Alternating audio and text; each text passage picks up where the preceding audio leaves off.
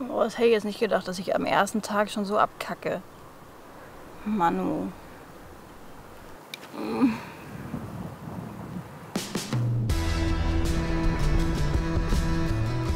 Das bin ich, Kim. Soll ich hoch? Jo. Zu Fuß will ich einmal durch Israel. Das ist aber auch echt mit das Anstrengendste, was ich je gemacht habe. Zusammen mit meinem Freund Eike. Ich bin so froh, dass ich sowas mit Kim machen kann. Oh.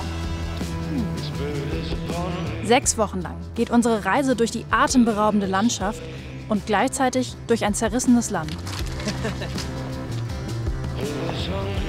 Like every time I meet a German guy, I remember like.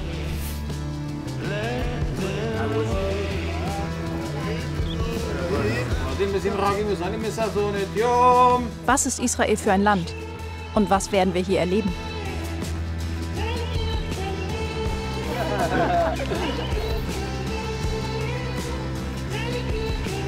Yes.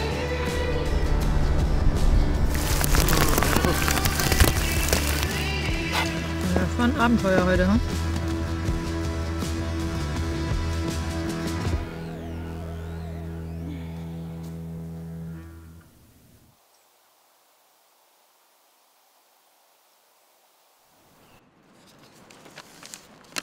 So.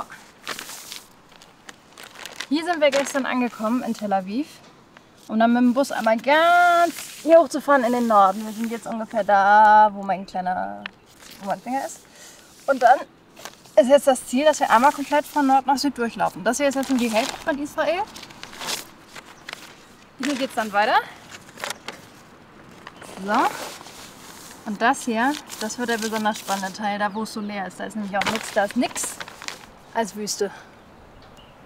Israel ist ständig in den Nachrichten. Und trotzdem kennen wir das Land und die Menschen, die hier leben, eigentlich nicht. Das wollen wir ändern. Und Schritttempo ist dafür die beste Geschwindigkeit.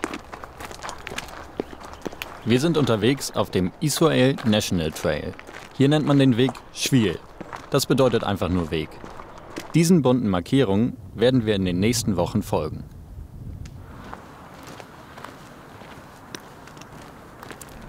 ...34 Grad sollen wir noch kriegen. Echt? 34? Ja. Anfang Oktober soll es hier im Norden noch nicht regnen. Aber dafür sind die Temperaturen auch noch ziemlich hoch.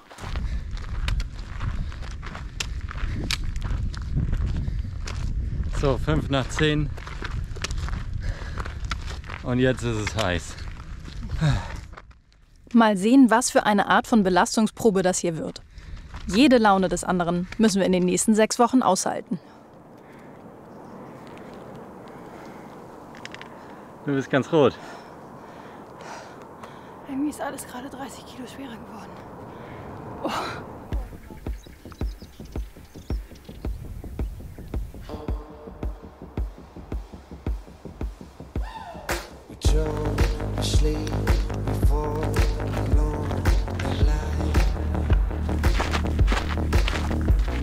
Der Norden wird zwar immer als unheimlich grün beschrieben, trotzdem ist es hier unfassbar trocken.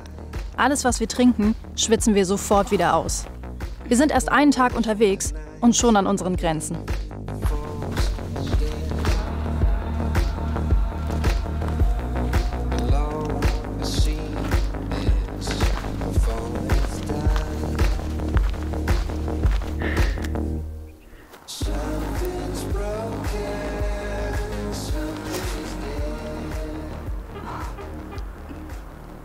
Tut mir leid.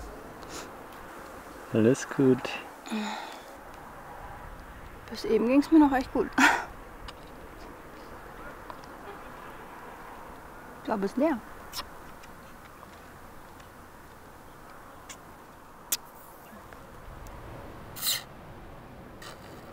Ja, das ist blöd, weil dann, wenn du drückst und nicht saugst, dann kommt da Luft rein.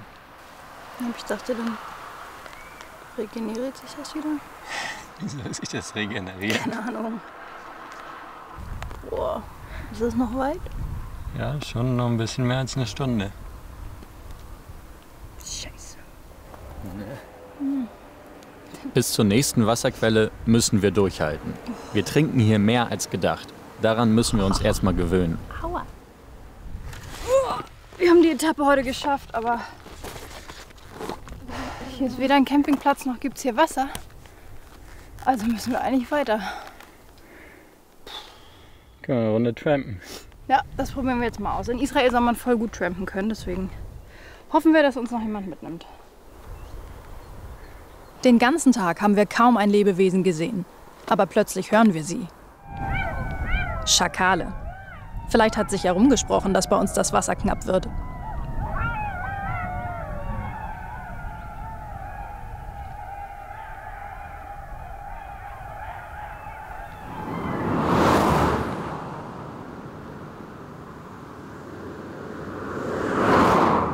Bei Sonnenuntergang beginnt der jüdische Feiertag Yom Kippur.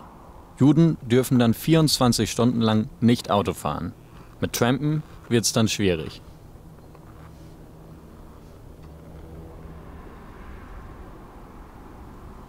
Ja. Ja. Ja. I go other way. I take you because it's Yom Kippur. Oh, thank you. So you passed us already Yeah, I and think turned. you take left. Oh, thanks Ah. so much. You know, there is no cars, no trams, 24 hours. This place here. Yeah, this is perfect. Oh, das war super lieb, dass er uns noch mitgenommen hat. Jetzt schaffen wir es auch.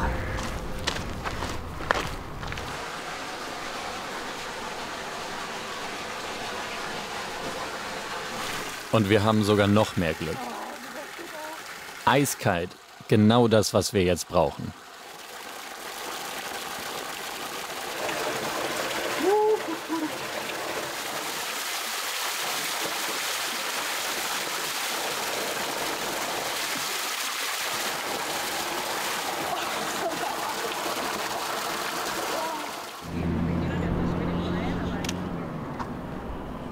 Als Reisende aus dem Ausland sind wir auf dem Trail eher die Ausnahme. Die meisten, denen wir begegnen, sind Israelis. Viele sind gerade mit ihrem Militärdienst fertig. So wie Dana, Inebar und Sapir, die auch gerade erst gestartet sind. How come you're hiking this trail? What? Like, what's your reason kind of to For fun. For fun? Yes. Yeah, we have a beautiful Country. country and we want to, To enjoy it. yeah. It's very usual that when someone's finished the army, then he... Very common. It's very common, thank you. He he like hiking in the world, and we decided first we will hike in Israel, and then we will try. Yeah, and when we will finish all this fun year, we will go and start studying. What do you do tomorrow? Because it's Yom Kippur, Yeah, it's Yom right? Kippur. Yeah, We continue to travel. yeah. Eigentlich wird an Yom Kippur geruht und gefastet. Aber die Mädels sind nicht so religiös. When you're not religious, are you still Jewish then? Yeah. Because Yeah. Jewish, it's not just a religious, it's a masoret. Culture. It's a culture. It's the value of family, and this is why we are Jewish. Not really believe in God, but it doesn't matter. We feel Jewish because of the value in the Jewish culture. what do you think for yourselves? What's the thing that makes you most Jewish, kind of? Even if I don't believe in God, and even if I don't do mitzvot and keep Shabbat and these things, I still Jewish because of my history and because of my family and because of my country and and because of Israel. So I think that this is what makes me Jewish. It's the community. It's in the Bible there are a lot of values and stories that we are grow up on. They are taught us a lot of things, and Israel, they are stepping and everything, but they're stepping to help. Like if you are getting lost here, okay, just raise your hand. Someone will come. What's wrong? It's really warm, and we have our differences, and with all the bchirot.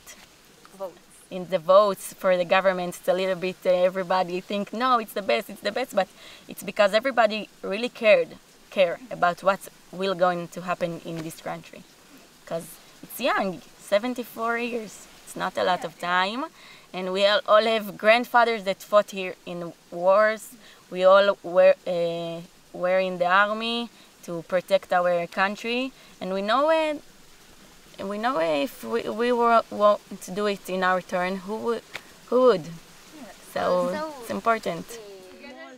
Mir wird mal wieder klar, was für ein großes Privileg Frieden und Sicherheit sind. Während meine Familie seit 75 Jahren in Frieden lebt, ist das hier nicht selbstverständlich.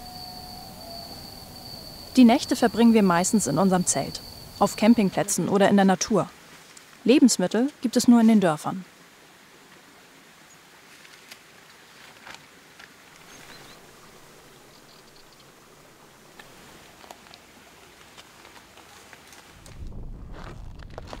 An Yom Kippur hat hier wirklich alles geschlossen. Grenzübergänge, Flughäfen, selbst Radio und Fernsehen senden heute nicht. Die Läden hier sind natürlich auch zu. Keine Chance mehr, irgendwo einzukaufen. Da wollen wir hoch. Mount Meron, einer der höchsten Berge, die wir besteigen werden. Vielleicht auch der höchste, keine Ahnung. Unsere Rucksäcke wiegen etwa 18 Kilo. Besonders bergauf merken wir das.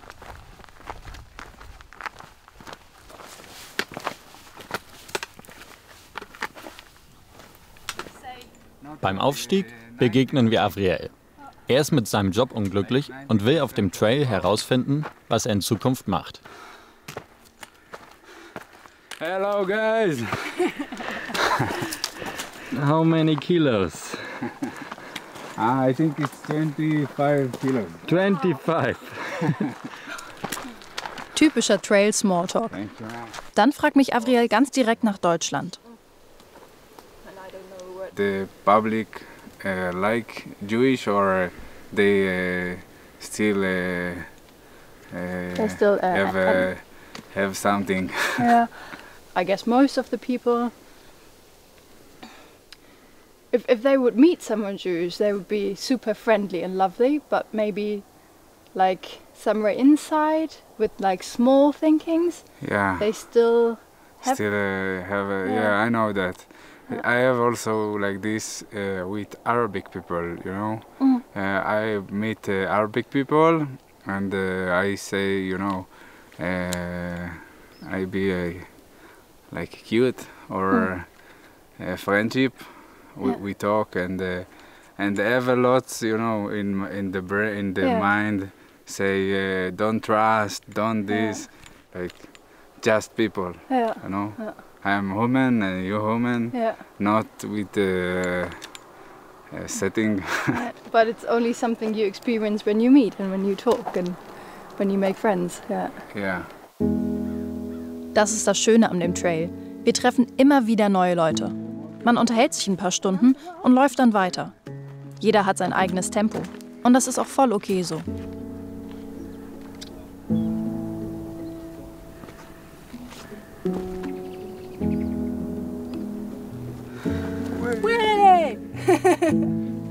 Yes.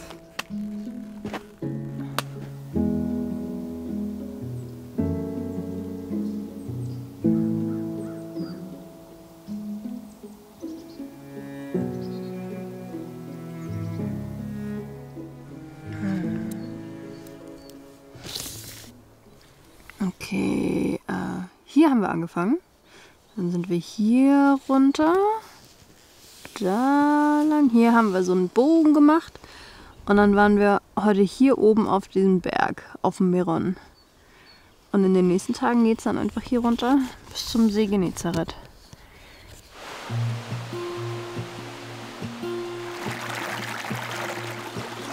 Der Trail macht einen Bogen um die meisten Städte. Selbst an Straßen kommen wir eher selten vorbei. Dafür aber durch viele Nationalparks.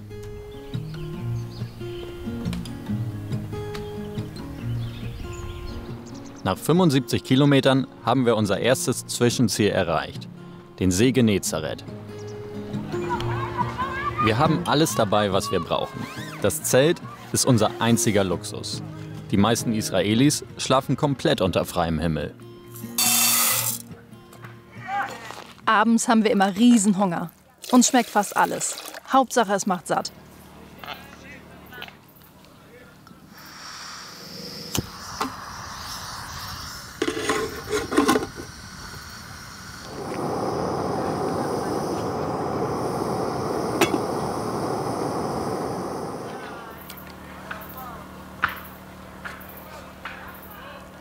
Lecker Reis mit Salz. Fest mal. Warum gibt es nichts anderes? Das haben wir nicht. Guten Appetit. Guten Appetit.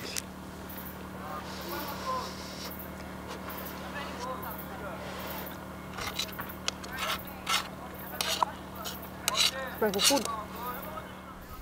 Laufen, essen, schlafen, laufen. Ein einfacher Rhythmus. Jetzt merke ich, jetzt kann ich langsam so richtig abschalten. Wir sind jetzt schon 10 Tage hier und so lange hat es gedauert, so dass der Kopf einfach entspannt und ja, auf einmal entsteht Platz im Kopf. In dieser weiten Landschaft kann ich auch voll abschalten. Umso mehr erschrecke ich mich, als wir von einem Berg herunter angebrüllt werden.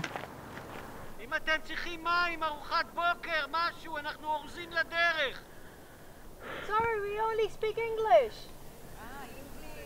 Do you want breakfast? Let's go.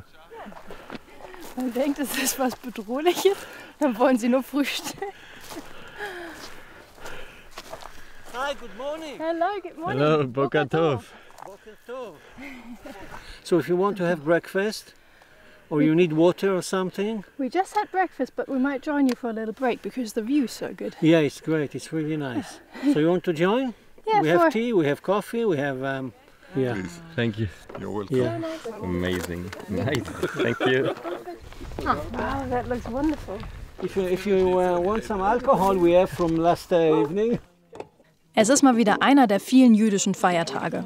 Und wie man hier sieht, diese Gruppe weiß genau, wie man sie genießt. Sie sind selbst zum Campen hier. You come here, you see the sunset, and after that you see the moon rise. Yeah.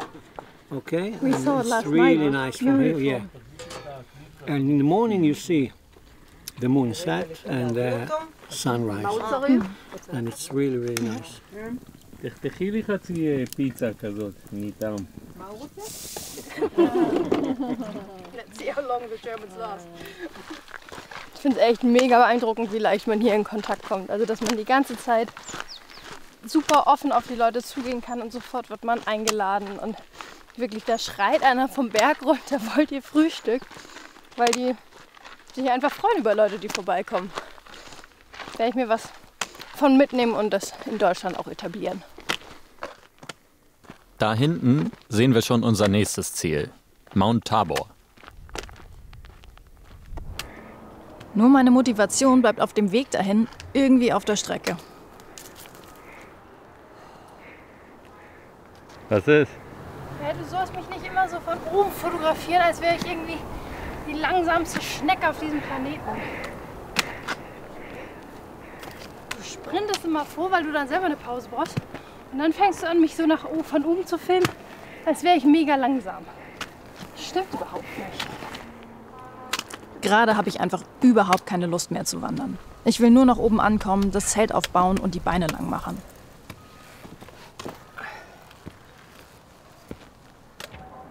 Endlich geschafft. Unsere Wassersäcke sind jetzt leer und wir haben Durst.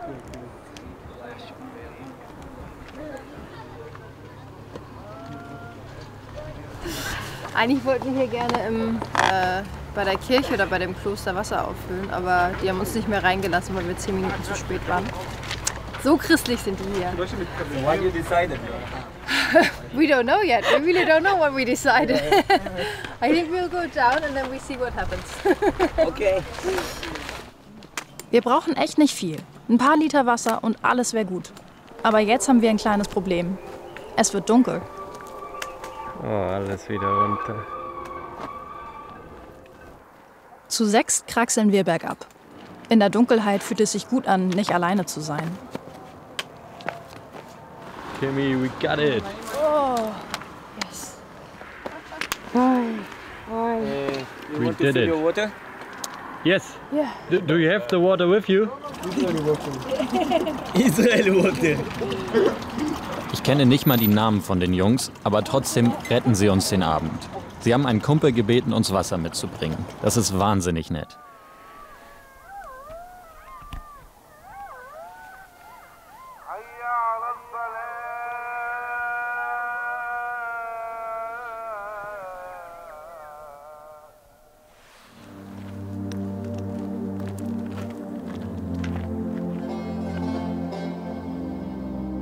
Am nächsten Tag entscheiden wir uns für einen Abstecher in die Stadt Ein Machil. Zum ersten Mal hören wir mehr Arabisch als Hebräisch.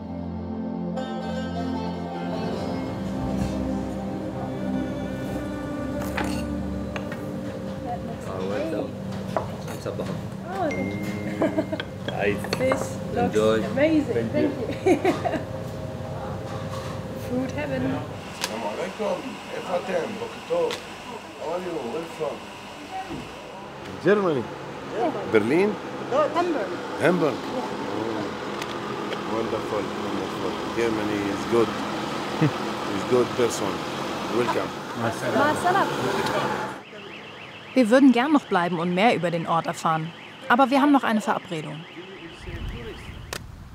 Nur einige Kilometer weiter liegt ein kleines jüdisches Dorf. Für uns wird es die erste Übernachtung bei sogenannten Trail Angels. Das sind Leute, die für eine Nacht Reisende bei sich aufnehmen. Das ganze Dorf ist umzäunt. Das erinnert mich an die Sicherheitsmaßnahmen an den Synagogen und jüdischen Schulen in Deutschland. In Israel habe ich das nicht erwartet.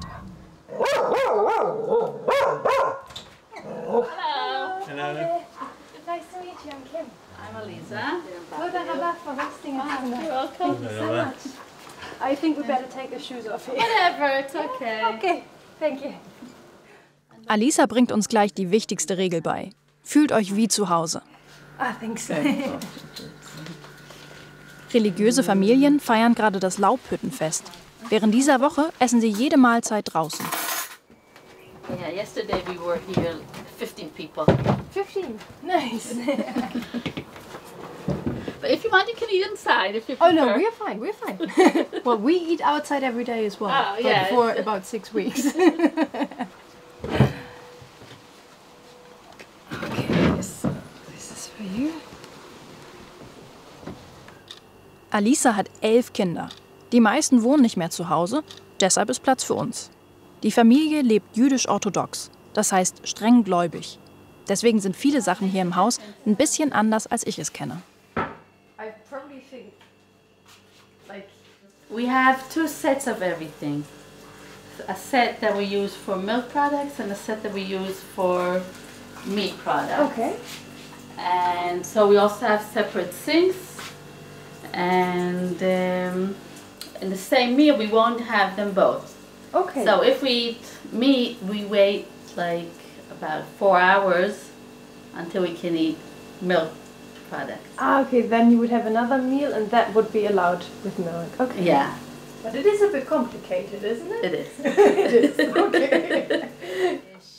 Das alles gehört zum Regelwerk der koscheren Küche. Regeln, nach denen viele religiöse Familien essen. Ich habe den Eindruck, ganz vieles in Alisas Leben wird von der Religion bestimmt. Why is religion so important to you? I think it helps people to be better. Because if things are only up to what we think that's right and wrong, people sometimes make mistakes. So if somebody that's above us helps us to see the right way. I think it's also very family and congregation religion. One more question also about the gate. I would have hoped that here in Israel it's more safe and you wouldn't need that. We're not the only people here in Israel. It's almost every day there's something happening. I mean, we keep on living and that. It's not as if, but we still have to. Not exactly. I think we still have to fight for our country. Der Besuch bei Alisa schenkt uns mehr als nur eine Mahlzeit und ein Bett, sondern den ersten Einblick in den Alltag der Menschen hier. Und genau das ist das Ziel unserer Reise.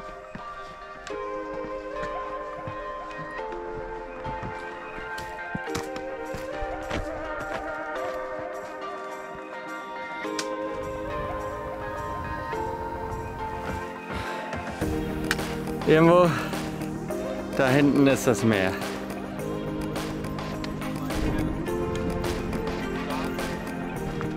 Das Mittelmeer markiert nach 2 Wochen Wandern das Ziel unserer ersten großen Etappe. Da ist das Meer. Geil! Oh, nice!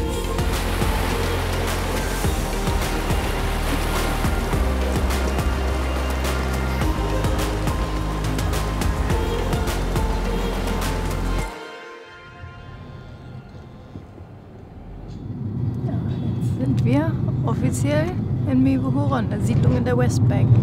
Und es fühlt sich ein bisschen komisch an, zum ersten Mal hier zu sein, als sozusagen zu Gast bei den Siedlern und nicht zu Gast bei den Palästinensern. Also